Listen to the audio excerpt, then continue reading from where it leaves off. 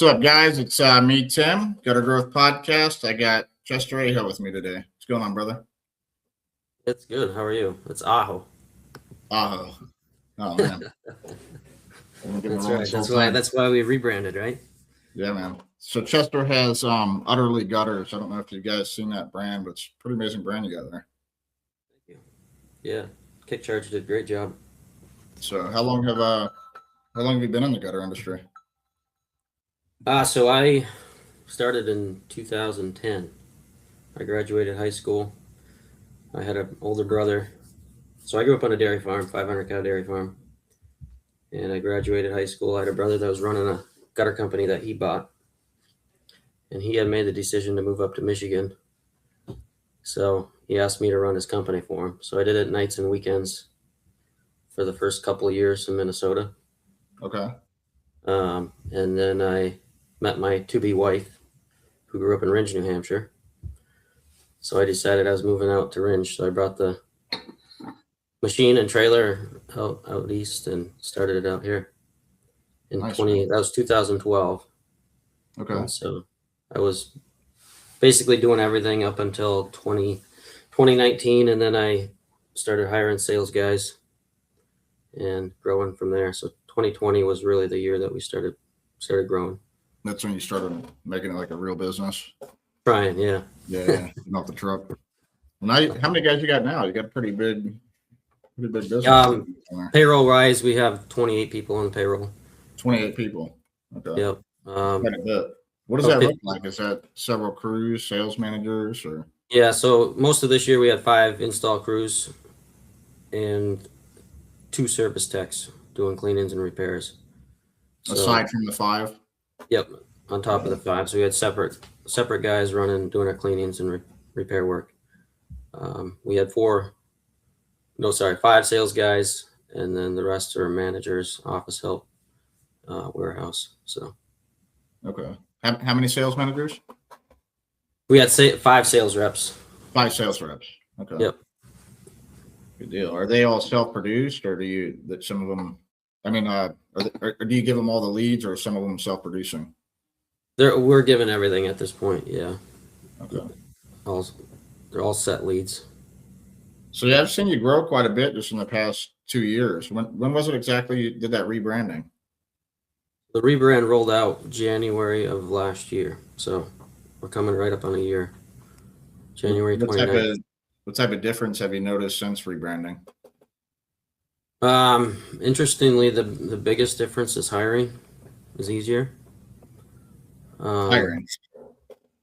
More people are applying. I'm doing interviews. I did one this morning. I got 2 more this afternoon. Just a lot of people applying. They're seeing us, and obviously I'm advertising positions, so that's part of it. Okay. But it's been easier to bring people in. It's easier to prove that we are something and we're trying to go somewhere. Yeah, the buy-in's faster for the employee. They can see it. They can feel it. So. Yeah. Does did the growing up on a milk farm have anything to do with the brand? Oh yeah, that's it. Is it? I like to tell people I went from the udder to the gutter. Yeah, I love it. What was that like growing up on a milk farm? You learn a lot about everything. I mean, it's business, but it's also a lifestyle. Yeah. So my dad and 5 of his brothers were partners. So I had a lot of cousins I grew up with. So it was a 500 cow dairy. So we milked 3 times a day. There's 3 shifts a day. The first shift was 5 a.m. and they're all about 5 hours. Yeah. And then the middle of the day, about 1 o'clock, second shift. Third shift started about 9 p.m. and it went till 1 a.m. and then your cleanup afterwards. So you're there till 2 a.m. Okay. So it is hard work. It is hard work, yeah. And that's just the milking side of it. You have the field work. You have the calves that are born. You got to raise them up. You got the feeding. There's a lot that goes into it. So that's cool. You kind of tied the brand into your. Yeah, tied into my past. So yeah, I like it. That's pretty.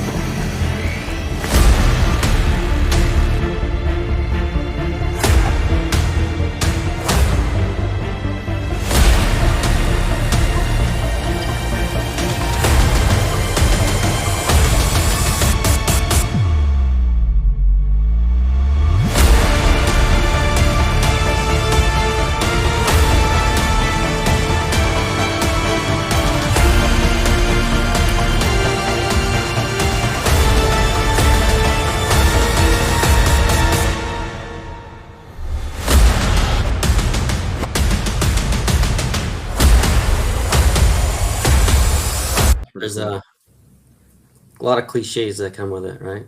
So Yeah. What's the customers' responses to your brand? You get a lot of comments or? very little negative, mostly positive. Hmm. Um, there's a couple of people in the beginning that thought it was weird. Yeah, At the same time, if you're marketing, you got to stand out. So you did it used to stand be a out. little weird. Yeah, No doubt. yeah. We've had a lot of good feedback. People love it. They can't get mad at the cow. Cow's happy. So Yeah, that's true. That's true. I like the videos you put out too. They're pretty funny. yeah, yep. I mean that's the brand. We try to make it fun. Yeah. So we're trying to back that up with our social media. Who's in charge of that?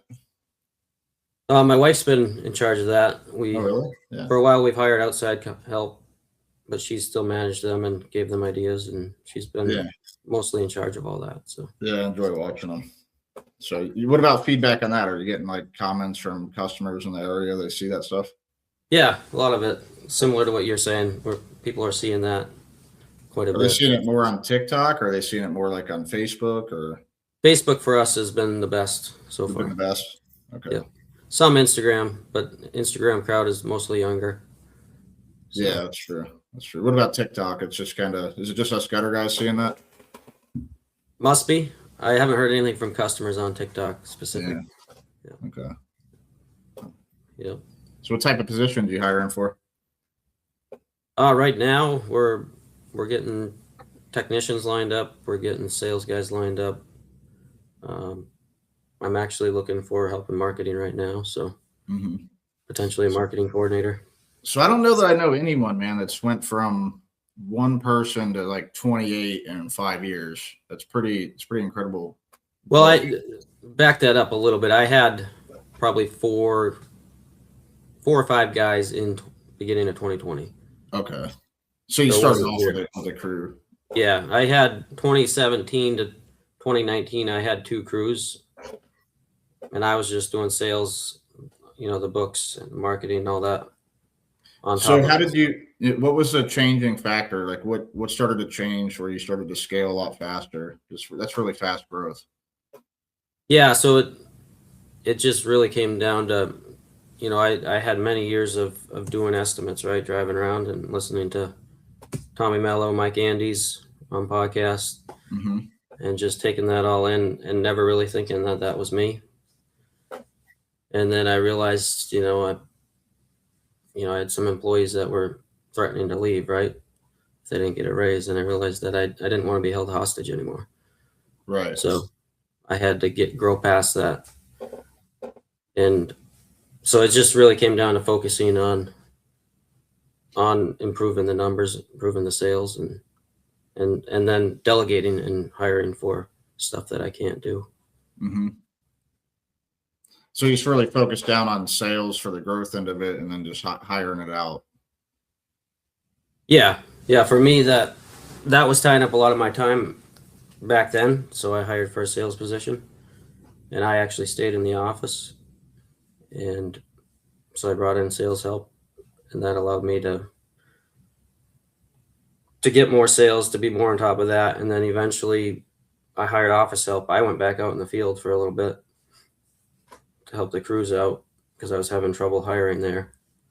So it was kind of a back and forth for a while. I didn't have really any good strategy or plan. I just kept fighting fires. Yeah. And growing. So I know one thing that you do right that a lot of gutter companies aren't doing right. You have really good pricing.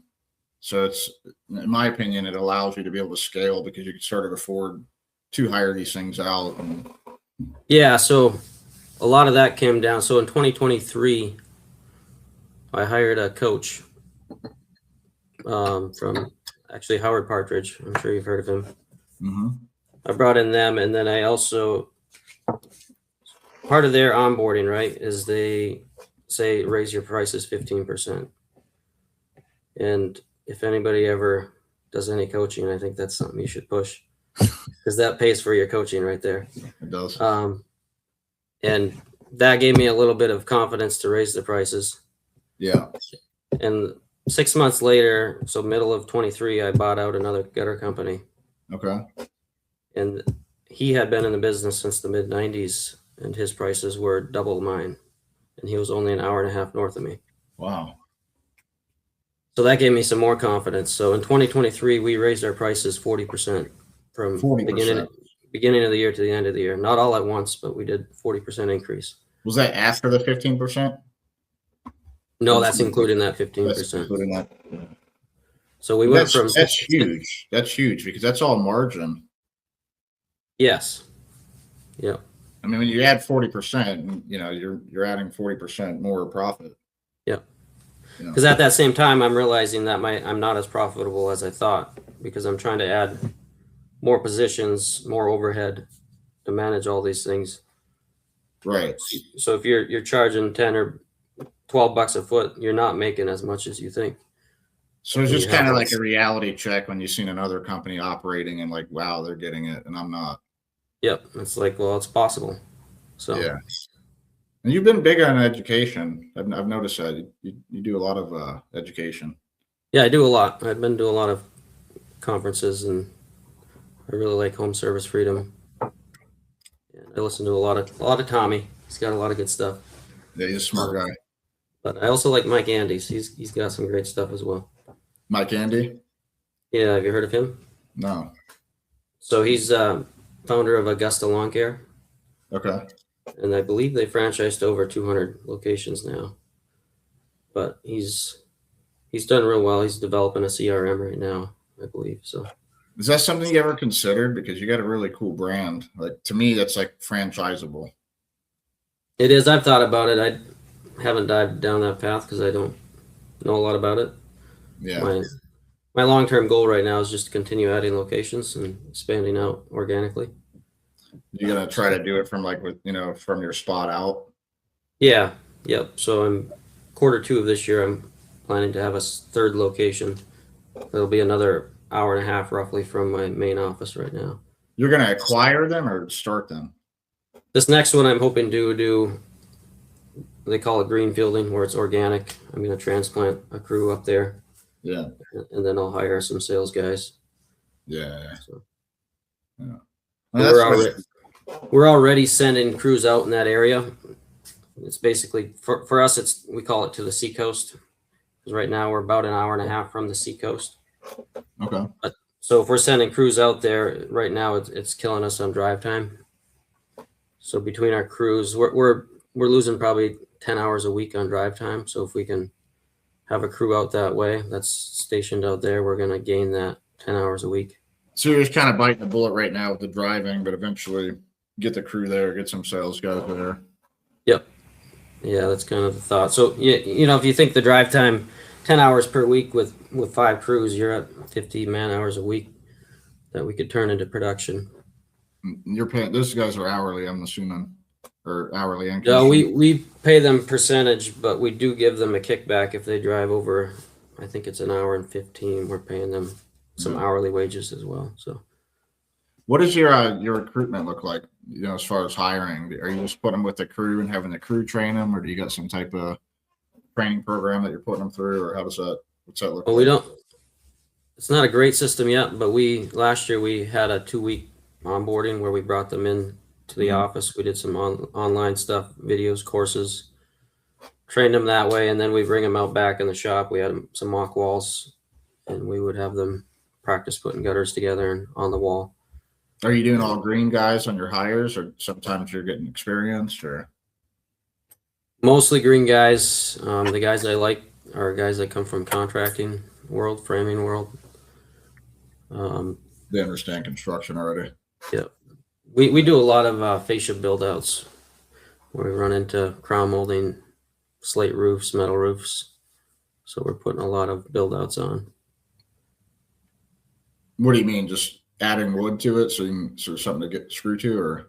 Yeah, so there's a lot of, you could have an angled fascia and then you have a metal roof on that. So you can't do a roof mount. And the wedges are it's too much of an angle for a wedge. It's like real slanted. Yep. So we'll build that back out square. And then you have situations with crown molding. Same thing with slate roof. You can't do a roof mount. So we'll rip that crown molding off, pat it out, and then wrap that with PVC. Yeah. Things like that. Are they ever insistent on wanting to keep their crown molding? Or? They do, yeah, quite a bit. Yeah. There's a decent amount of people that don't want to cover it up. Yeah. Even though we can put a K-style gutter on there. It's going to cover it up anyways. Exactly. Is K-style the the best seller out there? Or do you guys get into any half round or? Yeah, definitely. 5-inch is still the king, but I'm trying to push more for 6-inch. We do have the half round machine now, so we've been selling more of that. Any box cutter? Or?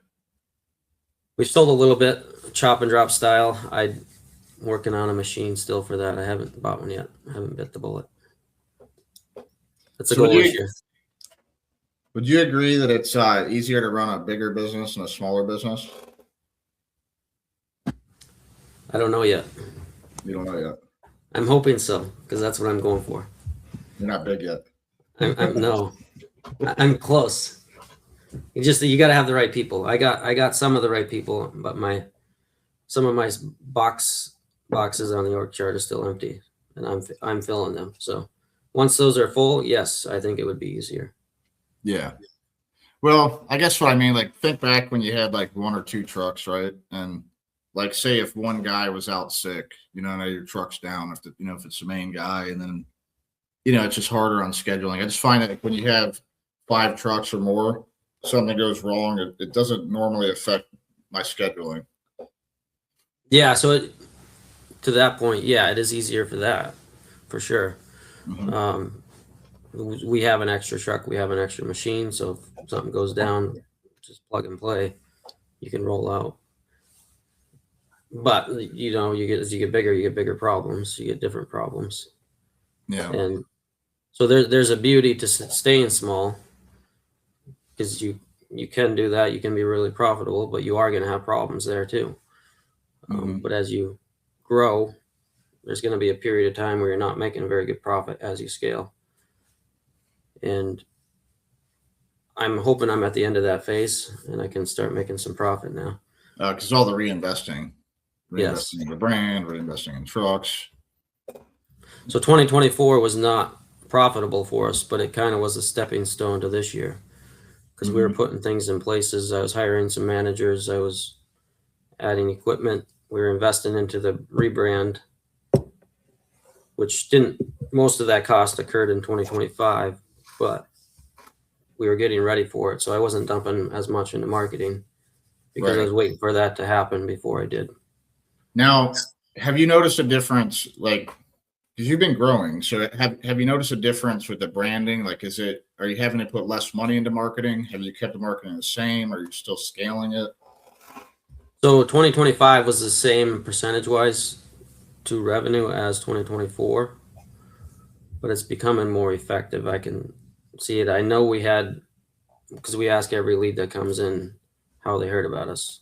Mm-hmm. We had over 200 leads that seen our truck wraps. Oh, wow. Throughout the year? Yeah, throughout the year. So keep in mind, in Rebrand rolled out in January, we only had 2 trucks wrapped. We did that in phases, and it wasn't until June that I think 18 vehicles were wrapped. Yeah, that's a lot of wrapping. Yes. And that's expensive. I mean, that many vehicles. $80,000 worth. 80 grand? Yeah. And I don't count the rebranding. No. So we've only had the full effect for 6 months with those vehicles. So so now you're probably noticing even more now. Yep. So the next year is going to be real interesting. Yep, that should be even better. And if we add more vehicles, it's just going to be more wraps out there. Yeah, because you might not have to advertise as much or have to scale it, and it might still scale. No, so I figured out if I can just maintain the leads that I got last year, get the same amount of leads, right? I'm going to be able to get more of them from my truck wraps just naturally because I got 6 more months. But I'm getting better at knowing my numbers. So if I can just increase my booking rate on the leads I get, I'll just grow $600K from that. So are you getting some leads that they're coming through, but you can't get in touch with them, or? Yeah, last year our booking rate, as far as our tracking was telling us, we were booking about 60% of our leads, and other industries are getting close to 90. So What are you doing to work on the booking rate? right now our big goal is we're migrating to Service Titan. So Okay. we're going to be onboarding, or going live, I should say, the 29th of this month. So Okay. that'll And then allow that us. just has more follow-up, or? Yeah, well, the big thing with Jobber is we had, say you have 10 different lead sources, you've got to put them all in manually into Jobber. And then you got to keep track of how many times you call them manually. There's no good reminders in there for you to keep following up with those leads. Yeah. So Service Titan is going to help us with that. It's also going to track where those leads are coming from. Just because that's the thing, as we're growing, better reporting. much better reporting. Yeah. Because what I realized this year is Jobber was kind of forcing us to spend a lot of time pulling reports out and building reporting. And it was flawed because of how you enter it into Jobber. Yeah, the reporting's not accurate.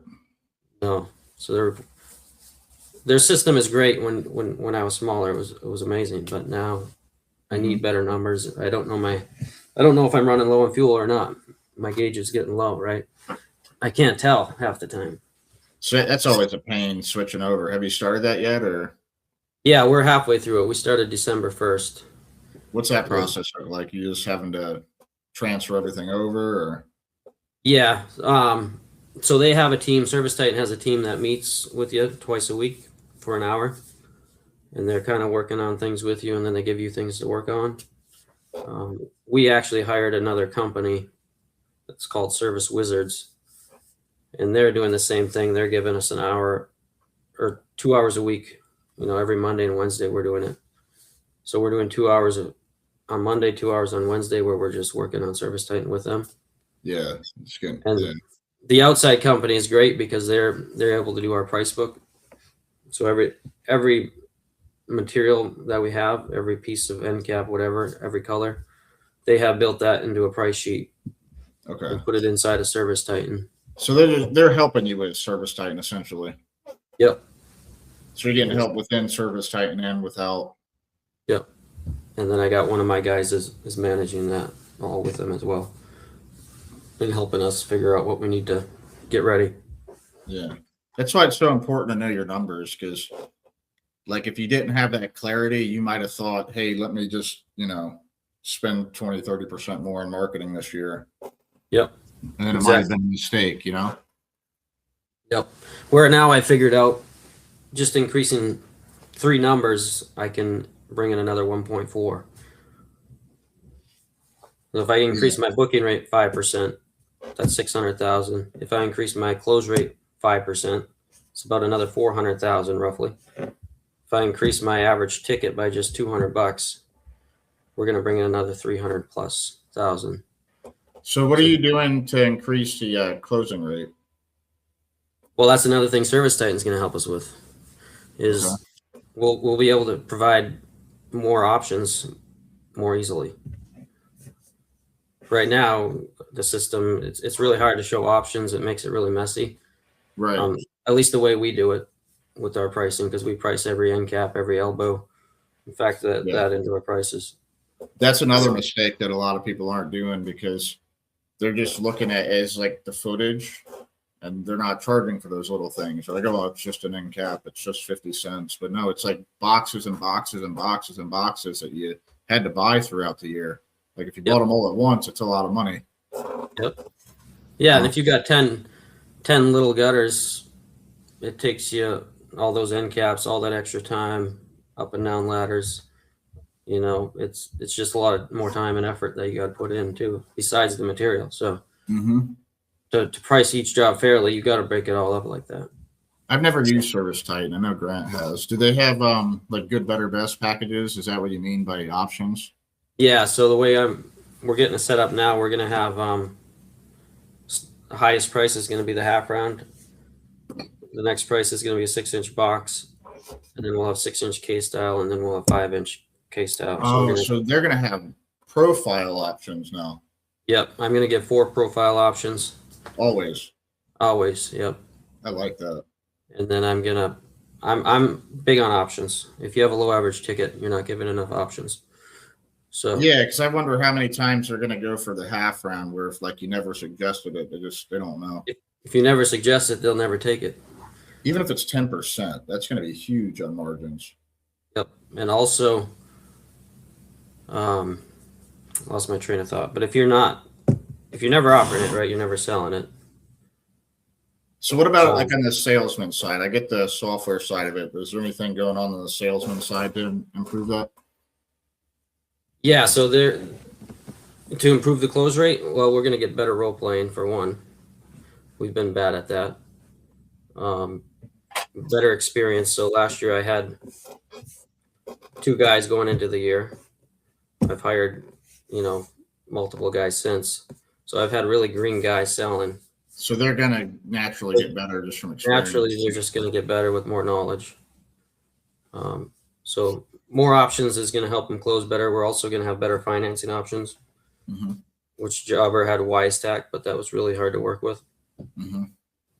So we're going to have financing laid out there in front of customers. Do you have any customers doing financing right now, or is it something that's common? We get a handful. Probably maybe 20 all year. But, all year, yeah. Yeah, but that's without us offering much of it or really pushing it. You haven't pushed it, no. ServiceTitan going to help with that? Yeah, because it'll be there right on every quote. You'll have it, what your rate is as you're presenting the options. You can show them what the rate is per month. Is ServiceTitan, that's pretty pricey? Very pricey, yeah. Very pricey, but it might be cheaper. Like, say if Jobbers, I don't know what Jobber is. I paid the upfront thing per year, so it's a little cheaper, but let's call it $5,000. ServiceTitan's maybe 12 grand. No, we're going to be about 30. 30 grand. No, I'm way off. Yeah. So different packages. There is different packages. There's add-ons to it. Like 30 grand for me was. Is that because you have so many different users in the system with having 28 employees? Yeah, they actually changed their model. So until recently, like I've been trying to get on there for 3 years. They were telling me that they don't take gutter guys. Really? Even though I knew guys that were on there, right? And they finally started taking on roofing, I think earlier this year or last year. And gutters are a part of that. So now they're taking gutter guys. But they switched up their model from pay per user to now they're wanting percentage of your revenue. Oh, that's smart on their part, I suppose. It is. So when I first met with them this time, they wanted 1% of my projected revenue. Okay. So I did reject them pretty hard, and I got them down to about 0.5%. That's not and bad. If you break that down per user, I know guys that are paying like $250 per user, and I'll be paying less than that per user. They'll get another 3% to process a credit card. Yeah, something like that. Yeah. I mean, I guess it's probably less noticeable when it's tied to revenue like that. Yep. But it should replace an employee pretty easily. All the reporting that's going to do for me, and if it can help me increase. So I won't be having to pull reporting and digging into the reports. It's going to automatically pull numbers for me. Paying percentage, for example, we have to break it down manually right now. Every week, we can build up reports that'll do it for us. So it'll already have all that figured out. Yep. You're just clicking buttons. Yeah. If I want to know my booking rate, I'll just have a report that it's generating. Same with my close rate, average ticket, all that. I don't have to have somebody on the back end building a report every week to figure out those numbers. Is it still hard for gutter guys to get ServiceTitan, or? It shouldn't be anymore if you're willing to pay for it. Okay. But they're not, if they're not doing millions and millions and millions, it's not going to be, 30,000. It shouldn't be a problem anymore. Yeah. So it might be doubling the price, from Jobber per se. Yep. But cheaper because your close rate is going to go up and all your clarity, make more sound decisions. If you utilize it correctly, yes. Okay. So that's two of the metrics. What was the third metric? Which ones did we talk about? Close rate, booking rate, average ticket. It's going to help with. So the average ticket. So Yep. It's I guess also going that'll to. be because of the options. Yep. It's also going to help me with my marketing too, because all my marketing is going to funnel through there, so my leads are going to get tracked more accurately.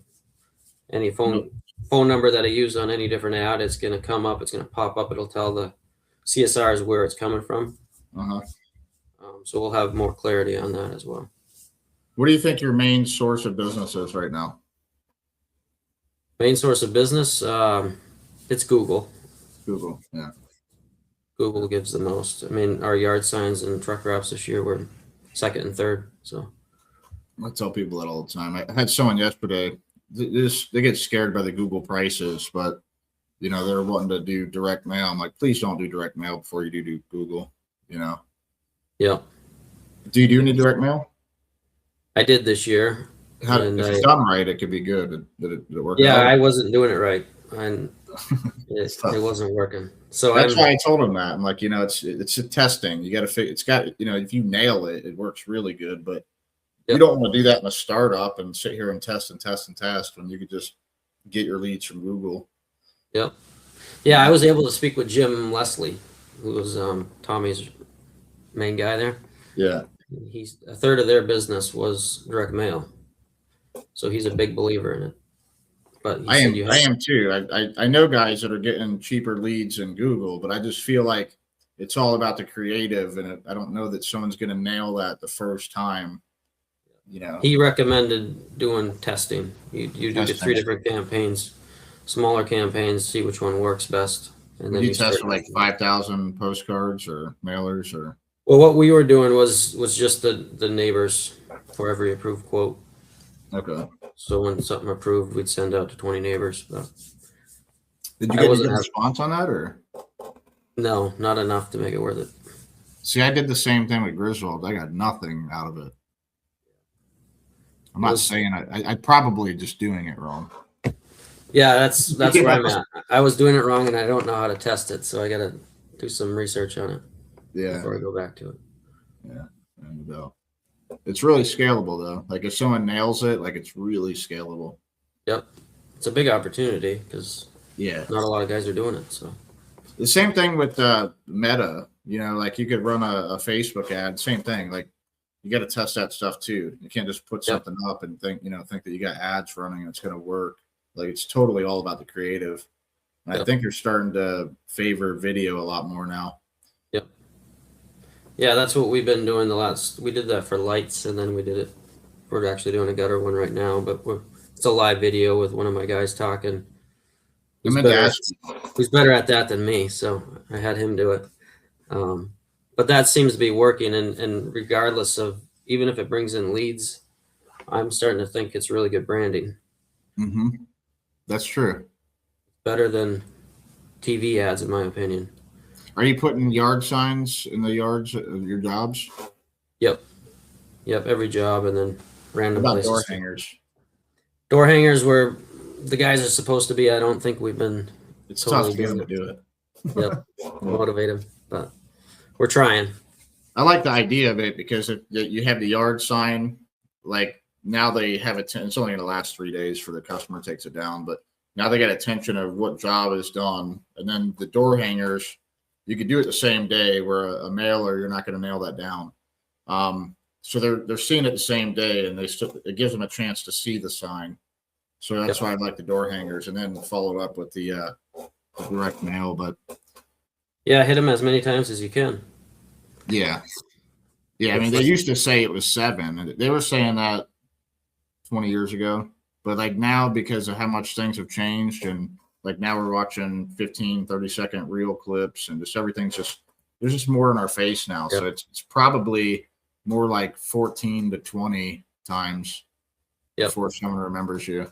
But I think that big cow might speed that up. Yep. That's the whole point of that, right? That's what Dan talks about, is you're trying to reduce the amount of impressions it takes, which in turn is going to lower your marketing cost. So he said the same thing to me about the hiring. I didn't really think about that, but that makes so much sense. Just Yeah, No one wants I to, yeah. yeah, they want to work for a company they feel good about. Yep. Like my crews and sales, all that, the quality is improved drastically. Even the It's, quality. Yeah. it's amazing. Well, you combine that with an effort to improve the quality with the core values and Did it do anything time. to your culture? Yes, but Yeah. that I think it's all working together, right? We're focusing on it, right? But with the rebrand, people are seeing there's something there, so Mm-hmm. you're attracting better quality people. Those are the type of people that you want around, are the ones that are looking for a future. Yeah. Yeah, that makes a lot of sense. Which ties, like my whole reason for growing is I want more out of life, but I also want the employees to get more out of it too. Because Mm-hmm. if I don't keep growing, then they're stuck. They have a ceiling they're going to hit eventually, and I'm going to start losing my good guys. So I got to have Yeah. a dream bigger than theirs. Yeah. So you got opportunity for them. It's not like a dead end place to be. Yep. Yeah.